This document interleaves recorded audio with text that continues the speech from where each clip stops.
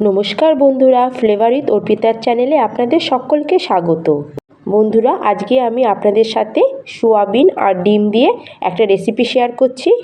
আশা করছি আজকের রেসিপিটা আপনাদের ভালো লাগবে। এখানে আমি 2 কাপ সোয়াবিনকে 5 মিনিটের জন্য গরম জলে ভালো করে ভিজিয়ে রেখেছিলাম। এটা ভালোভাবে ভিজে সফট হয়ে গেছে। এটা আমাদের মোটামুটি 100 গ্রামের কম সোয়াবিন আছে।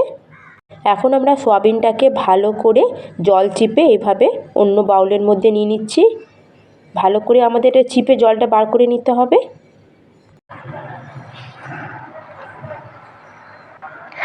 সোয়াবিনের মধ্যে যে এক্সট্রা জল ছিল সেটা আমরা বার করে নিয়েছি। এবার এর মধ্যে আমি দিয়ে দিচ্ছি আধা চামচ মতো লাল লঙ্কা পাউডার আর হাফ চামচের মতো দেবো এখানে হলুদের গুঁড়ো। এবার এখানে দিচ্ছি আমি 2টো ডিমকে এখানে ভেঙে দিয়ে দিচ্ছি।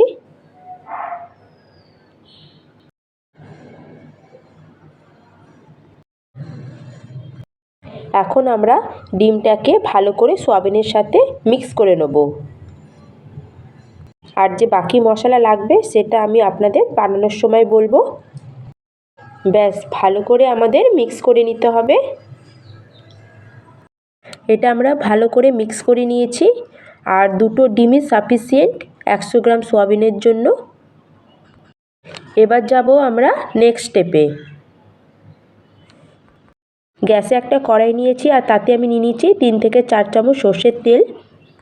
তেলটাকে এবার ভালো করে আমরা গরম করে নেব। তেলটা আমাদের ভালো মতো গরম হয়ে গেছে।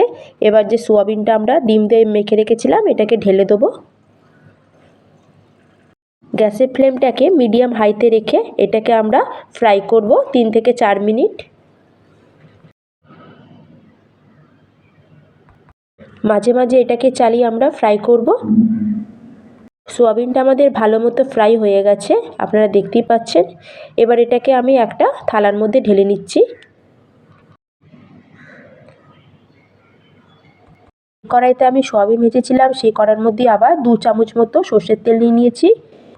তেলটা ভালো মতো গরম হয়ে গেলেই এরম আমরা ডুমো করে রাখা আলু কেটেছি এটাকে দিয়ে ভেজে নেব। আলুগুলোকে 2 থেকে 3 মিনিট আমাদের কালার চেঞ্জ হওয়া পর্যন্ত ভেজে নিতে হবে। সোয়াবিনটাকে আমি 2 থেকে 3 মিনিট ভালো করে ভেজে নিয়েছি। এবার সোয়াবিনের থালার মধ্যে আমি এগুলো উঠিয়ে নিলাম। এখন এই তেলের মধ্যেই আমি দিয়ে দিচ্ছি হাফ চামচ মতো গোটা জিরে, 2টো ছোটো এলাচ আর একটা দারচিনি। ভালো করে এটাকে আমি একটু নাড়িয়ে নেব। এখন আমি এর মধ্যে দিয়ে দিচ্ছি 2টো বড় সাইজের পেঁয়াজ, যেটাকে আমি ছোট ছোট করে কুচিয়ে নিয়েছিলাম।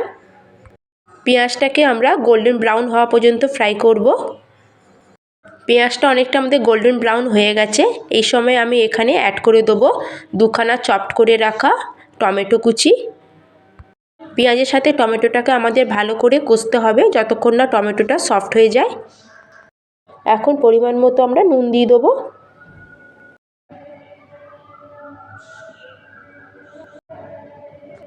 টমেটোটা যখন আমাদের অনেকটা সফট হয়ে আসবে সেই সময় এখানে অ্যাড করে দেবো আদা রসুন আর লঙ্কার পেস্টটা। এটাকেও এখন টমেটো পেঁয়াজের সাথে 1 থেকে 2 মিনিট ভালো করে কষিয়ে নিতে হবে। আদা রসুনের পেস্টটা ভালোভাবে আমাদের কষানো হয়ে গেছে। এবার বাকি যে মশলাগুলো আছে সেগুলো অ্যাড করব। প্রথমে এখানে দিয়ে দিলাম 1 চামচ মতো কাশ্মীরি লঙ্কা পাউডার, আর তার সাথে দিচ্ছি এখানে হাফ চামচ মতো হলুদ, আর দেবো 1 চামচ জিরে পাউডার। মশলাটাকে এবার কিছুক্ষণ আমাদের ভালো করে কষিয়ে নিতে হবে। মশলাটা একটু ড্রাই লাগছিল তাই সামান্য এখানে একটু মিক্সি ধোয়া জল দিয়ে দিয়েছি। এবার মশলাটাকে আমরা ভালো করে কষিয়ে নেব। মশলাটা আমাদের যেই ভালো করে ভাজা হয়ে যাবে সেই সময় আমরা এখানে অ্যাড করে দেবো সোয়াবিন আর আলুটা, যেটা আমরা আগের থেকে ফ্রাই করে রেখেছিলাম। মশলার সাথে এটা আমরা ভালো করে 2 থেকে 3 মিনিট ভালো করে কষিয়ে নিয়েছি। এবার আমি এখানে অ্যাড করব জল। এখানে আমি প্রায় 1 গ্লাস মতো জল অ্যাড করলাম। এবার ভালো করে এটাকে মিক্স করে দেবো। এবার এখানে দিয়ে দিচ্ছি সামান্য কসুরি মেথি, হাতে ক্রাশ করে দিচ্ছি।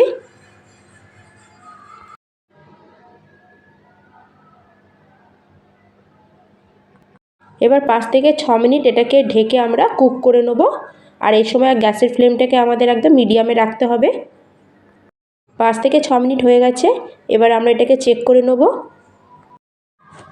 আলুটা আমাদের ভালো মতো সেদ্ধ হয়ে গেছে। আপনারা যদি সোয়াবিনে চিনি দিতে পছন্দ করেন তাহলে হাফ চামচ মতো চিনি অ্যাড করতে পারেন।